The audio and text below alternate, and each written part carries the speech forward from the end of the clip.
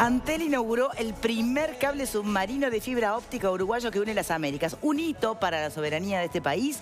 El sistema es uno de los más modernos del mundo y convierte a Uruguay en proveedor internacional de conectividad a Internet. Por más información, ingresen en antel.com.uy. Con Antel avanzamos juntos. Bien. Bueno, estaba pensando, bienvenido, Antel. La palabra se la habíamos prometido a nuestros invitados después de, bueno, algunos comentarios, especialmente que venía de este lado. No, algunas consideraciones para enriquecer el intercambio. Yo creo que hay un error conceptual cuando se dice que la 18.099 no se aplica. Sí se aplica, la contraparte de garantía no hace a la responsabilidad subsidiaria, no se diluye la responsabilidad subsidiaria de una ONG ante el incumplimiento de los derechos laborales. Es más, hemos emprendido juicios contra organismos que tercerizan por incumplimiento del pago de los sueldos, o el pago del aguinaldo, o el pago de un despido, y finalmente lo termina pagando el Estado. Entonces, eso es importante aclararlo porque si no se hacen confusiones que no son del todo convenientes para la comprensión lo termina pública. pagando, claro, el Estado. Le agradezco la aclaración, pero digamos, en este caso, a lo que yo me refería era que cuando había un conflicto entre privados, la ley preveía que la empresa que tercerizaba se asumiera los costos. Sí. En este caso, el equivalente a esa empresa sería la ONG. O sea, que en realidad el Estado asume una obligación que le había entregado a un empresario, digamos, no empresario, a un prebendario del Estado, sin ningún tipo de garantía. O sea, hay un pasamano de dinero ahí que no huele bien. Lo que sí es claro es que la responsabilidad subsidiaria no se diluye y está vigente y en vigor, y cuando se hacen las vías contenciosas, es decir, se va a la justicia laboral para hacer los reclamos, si no paga la empresa, o en este caso la asociación civil, termina pagando el Estado, que es el organismo que terceriza. Lo mismo pasa entre privados. Lo quiero dejar claro porque si no, de repente sacan conclusiones equivocadas. Puede ser que tengamos opiniones diferentes y eso hace a la riqueza del debate, pero basados en una cuestión cierta. Después, con respecto, hablábamos fuera de cámaras, para hacer una previsión porque es relevante, cuando yo hablaba del 44,5% de los niños que nacen en hogares con necesidades básicas insatisfechas. El índice de la pobreza es menor.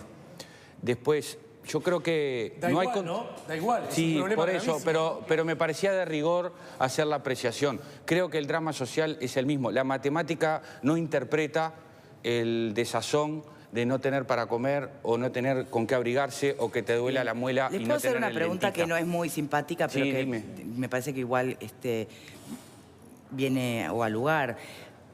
Ustedes hacen público el conflicto, en realidad, a partir de los reclamos salariales, ¿no? Con todo derecho. No, nosotros empezamos el proceso ahora... Matías seguramente abundará, pero nosotros empezamos el proceso de reclamación en febrero articulando ambas cosas. A ver, yo quiero dejar algo bien claro. La pregunta iba porque ¿qué pasa con los riesgos edilicios y los niños? El proceso de reclamo empieza por ahí. Pero además esto es muy importante porque es algo de lo que nos sentimos profundamente orgullosos. Nosotros trabajamos en instituciones de educación no formal. Además somos profesores, trabajamos en la formal también, pero trabajamos en centros juveniles, en cualquiera de los que estamos acá. Y en todo el país, la gran mayoría, en la Viña del Señor hay de todo, decía mi madre. Sí, por supuesto. Pero la gran mayoría de las trabajadoras y los trabajadores que están en esos 400 centros CAIF, en esos clubes de niños y en esos centros juveniles, lo hacen con devoción, con amor y con compromiso, realmente, y a veces soportando circunstancias muy complejas, porque el dolor de ver una situación familiar de un niño en una situación de penuria te lo llevas para tu casa. Así como tenés una enorme devolución positiva, te vas con devoluciones negativas.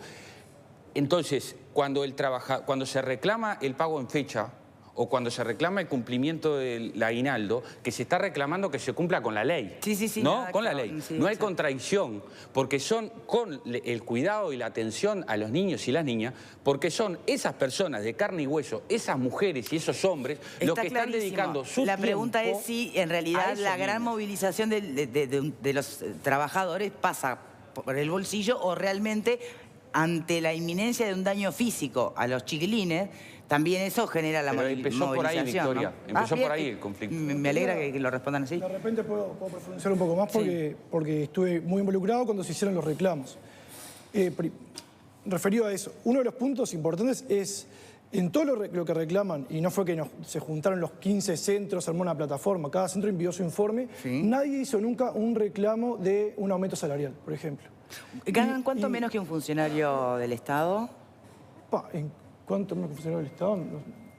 Mirá, Porque ganan menos, no tengo claro en este momento, sí lo tengo claro con relación a la educación formal, cuánto gana un profesor en la pública y en la privada, pero con respecto al INAU, la diferencia salarial no la tengo clara. Claramente es menor, tanto en salario como en derechos. Por ejemplo, un funcionario de INAU tiene 30 días al año para estudiar y en el caso nuestro, en el mejor de los casos, tenemos 6. Bien. Pero a lo que iba con lo anterior era que, más allá de que los sueldos son bajos en general, el reclamo nunca estuvo desde el punto de vista salarial, fue que se cumplan con los plazos legales de cuándo tienen que depositar nuestro sueldo, nuestro aguinaldo, nuestro salario vacacional, etc. El reclamo arrancó por ese lado, como uno de los componentes, pero el otro, y más fuerte de todos, era que teníamos que tener condiciones de la parte edilicia, por lo menos aceptables. ¿Dónde han hecho las denuncias correspondientes? Y mira, fue como por pasos, como debe ser. Al principio fueron hablando con la directiva de la ONG directamente. Después se fue como una cosa más formal y se fue como a una parte más de bipartita, de los afiliados de cada núcleo con la directiva de la ONG. Lo que pasó fue que de la última bipartita que tuvimos se hicieron un montón de promesas de, bueno, vamos a arreglar esto, se va a empezar a pagar así, y pasó un mes y no habían puesto ni un pestillo. Te estoy hablando, y esto es literal. Desde las autoridades del INAU dicen que muchos de los reclamos están solucionados. Yo escuché un poco hoy a la directora de INAU, la presidenta de INAU, y puedo decir que está equivocada. Porque justamente nosotros, después de lo que fue la bipartita y que fuimos ignorados por completo, es verdad, hubo algunas cosas que se plantearon ahí que hubieron algunas mejoras en algunos centros. Cosas muy pequeñas, pero algunas cosas se hicieron. Pero como el grueso seguía sin cumplirse, se optó por ir al Ministerio de Trabajo. Entonces ahí es que vamos, SINTEP, representando sobre todo a los CAIF, centros juveniles, y otro sindicato, el SUTIGA, que agarra a lo que dicen los SOCAT y los ETAF y Uruguay Trabaja. Cuando vamos al Ministerio de Trabajo, se hace de nuevo el mismo planteo, y ahí se nos dice que bueno, que sí, que se va, como que se les da un plazo de un mes para que empiecen a regularizar. Pasó un mes y medio y seguimos en la misma situación. Bien. Desde tribuna, ¿comentarios o reflexiones? Bueno, Matías en su primera intervención decía que al Estado no le cabía responsabilidad por las condiciones edilicias. Ahora me corregís si no es así. Que le correspondían a la ONG, ¿no? Sí, exactamente. Porque el Estado lo que hacía era dar partidas. Ahora, si el Estado da partidas a una ONG, el Estado tiene que saber esas dádivas a dónde van y cómo se gastan. Porque yo no quiero afirmarlo, pero yo no quiero saber que después en otras ONG se vuelva a repetir lo que pasó en la Nueva Estrella, que hay esposas de, maridos de o las propias autoridades. Porque hemos asistido muchas veces a que las ONG, las organizaciones sociales, los sindicatos, cooperativas, están vinculadas directamente al gobierno. Y no creo que esto sea el caso, ojalá, pero me parece que si hay partidas, esas dávidas deben controlarse y el Estado tiene que tener un rol de fiscalizador, porque son dineros públicos de todos los uruguayos. Te respondo rápidamente. El que se tiene que encargar del mantenimiento de la parte edilicia de todos los centros es la ONG. Ahora, sí es verdad que corresponde a INAU o a MIDES el hacer el seguimiento de que el edificio esté bien. Y en todo caso, si se va al centro juvenil y hay un palo sosteniendo el techo, eso se debería tomar en acta y dar un plazo de, bueno, a ver, ¿cuánto tiempo pasa con esto? Siguientes pasos, no sé, podría ser la inspección del trabajo, lo que sea. Lo que me parece que ahí está la cosa es lo que comentaba Sergio antes, de que hay mucho trabajador que lo que tiene es el miedo de esto que decíamos, de bueno, ¿y qué pasa si la ONG dice, bueno, no podemos cumplir con esto, entonces nos vamos y se acaba el servicio en la zona, que estamos hablando de, no sé, 50 niños en algunos CAIF o más, los que son doble turno, 55 adolescentes. ¿Vendría otra ONG? En algunos casos sí, en otros casos, y si no, porque eso depende también si se presenta otra ONG para esa zona o no. Por eso nosotros, cuando hacemos la propuesta programática, hablamos de un programa de transición que tiene esos 3 componentes que decía hoy, entre los que incluimos que cuando se detecta una irregularidad flagrante de mala gestión o de malversación de fondos, lo que corresponde es que el Estado intervenga directamente en la gestión hasta tanto se encuentre una solución más definitiva.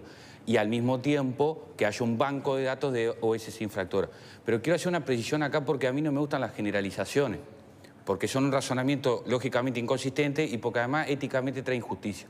Así como los sindicatos no somos corporaciones, porque tenemos una visión, una ética y un planteo de clase, y por lo tanto no hay contradicción entre niños pobres y trabajadores, tampoco voy a decir que todas las OSC, voy a poner en tela de juicio a todas las ONG. Hay un montón de gente que labura en ONG sin ganar un peso y se rompe el alma. No, y además el modelo está muy tercerizado. Eso también lo quiero aclarar, porque si no, hablar es gratis. Entonces yo vengo acá y digo, y no, y atrás de ONG hay hombres y mujeres con familia, gente pobre, de barrios pobres, que le mete con alma y corazón. Para dejar las cosas Pero se han ganado un poco esa reputación, el problema nuestro es con el modelo de tercerización y no con las personas.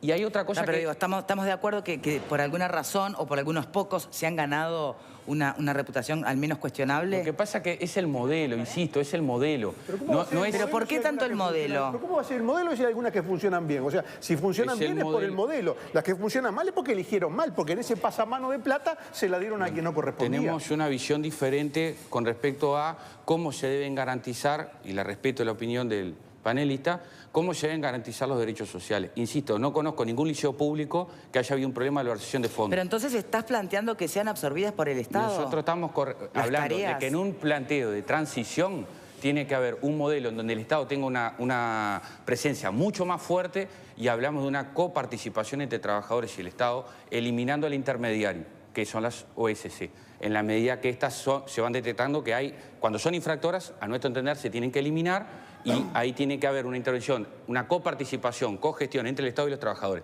Es una propuesta programática. El sindicato no solo denuncia, no solo reclama, sino que también elabora propuestas. ¿Qué opina el panel? Eliminar los intermediarios y que sea un arreglo entre el Estado y los trabajadores. Atención con esto, la privatización de esta política social no es de este gobierno, y los problemas con la ONG tampoco son de este gobierno. Yo no voy a defender, nosotros defendemos a los trabajadores y los niños. A mí, yo no vengo a hacer campaña para nadie acá, ni a favor ni en contra. No me interesa sacar rédito político de esto. Sí, pero nadie dijo nada, No, pero yo estoy hablando de mí, no de los demás. Lo que digo es, de nosotros como sindicato, lo que digo es, esto arranca en el 88. En el 88 no gobernaba el Frente Amplio. En el 88 no gobernaba el Frente Amplio. ¿Tá? Y ha habido problemas de este tipo del 88, en el 90, en el 94, para poner las cosas en su lugar. Bien, retomo la pregunta, si me permiten. ¿Cuán viable sería o qué formato tendría una contratación del Estado con los trabajadores directos?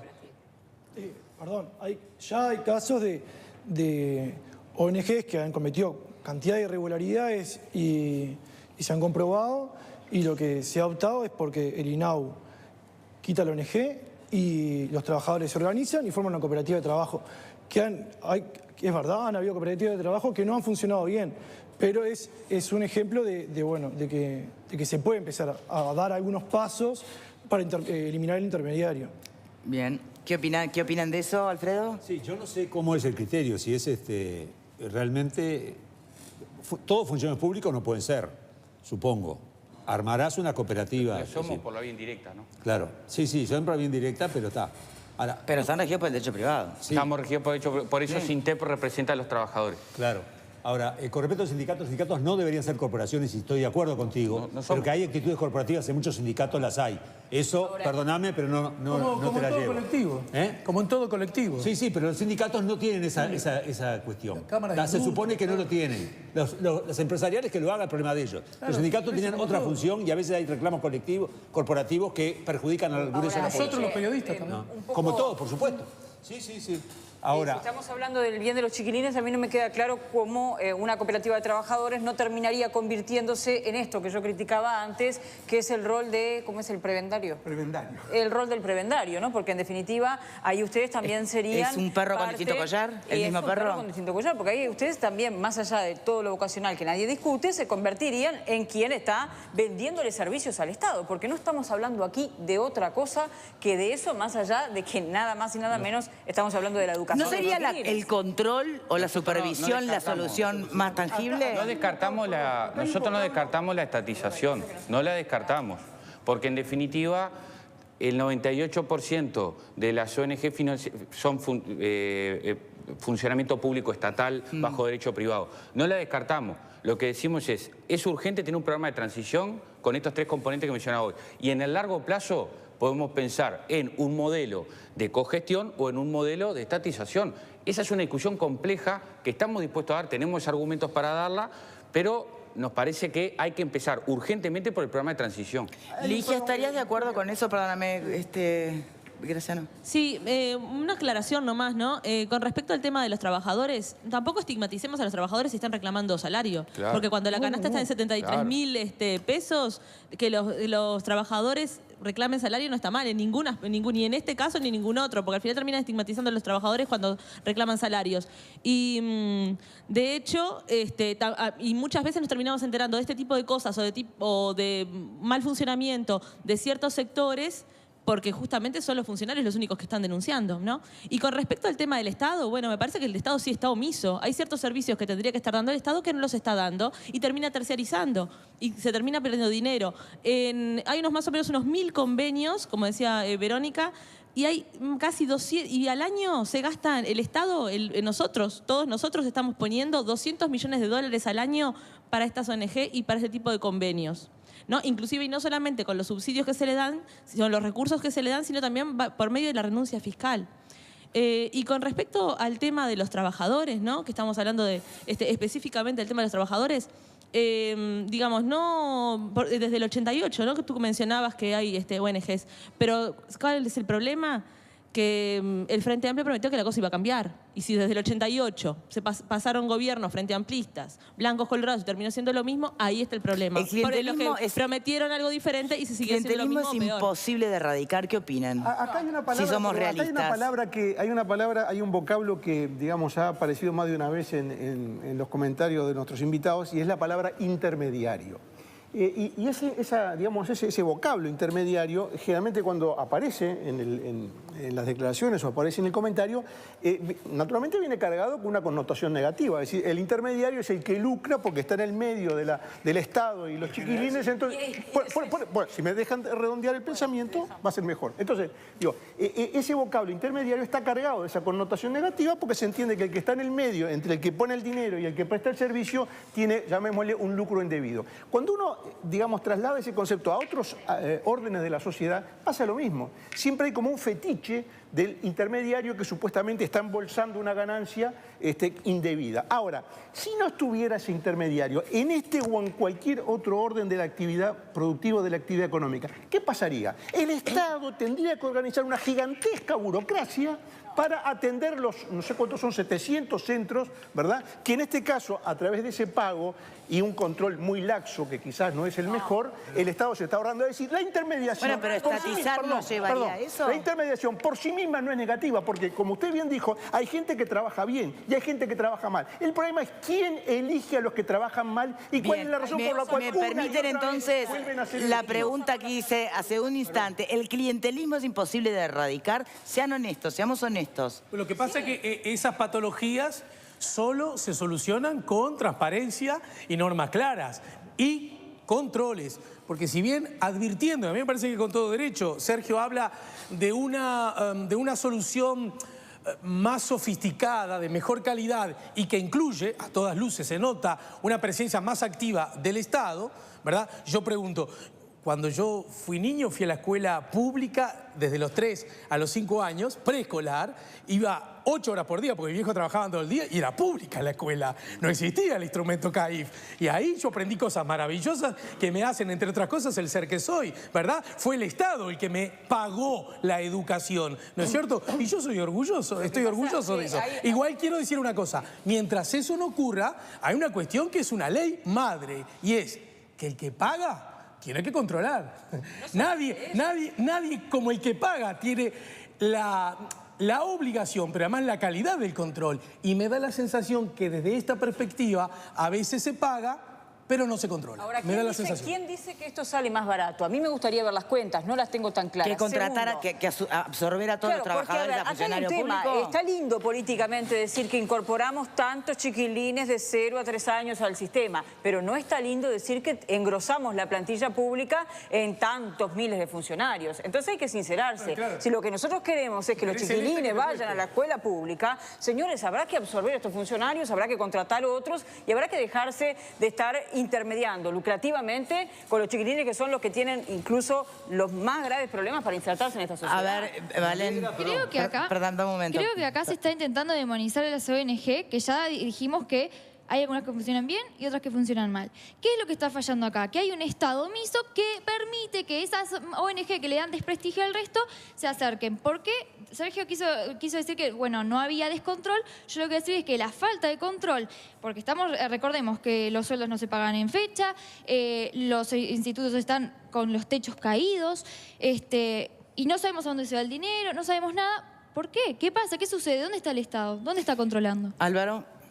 Este manejo poco claro del MIDE con algunas ONG, no vamos a decir todas, yo lo defino como la legalización de la corrupción. El MIDE funciona como un gran comité de base, con comité de base más chiquito por todo el país, que a lo único que apunta es a la compra de votos. Si esto funciona mal y el Estado tiene que tomar los funcionarios, perfecto, que el Estado los tome a los funcionarios. Demos de baja los miles de cargos de confianza que no se necesitan y apostemos más a la educación. Tenemos que hacer una pausa, pero Alfredo García está matándose de risa. Yo no sé si... No, porque los comités de base, aquel creo que nunca lo pisó, no sabe ni cómo funcionan. Hacemos una pausa, ya venimos.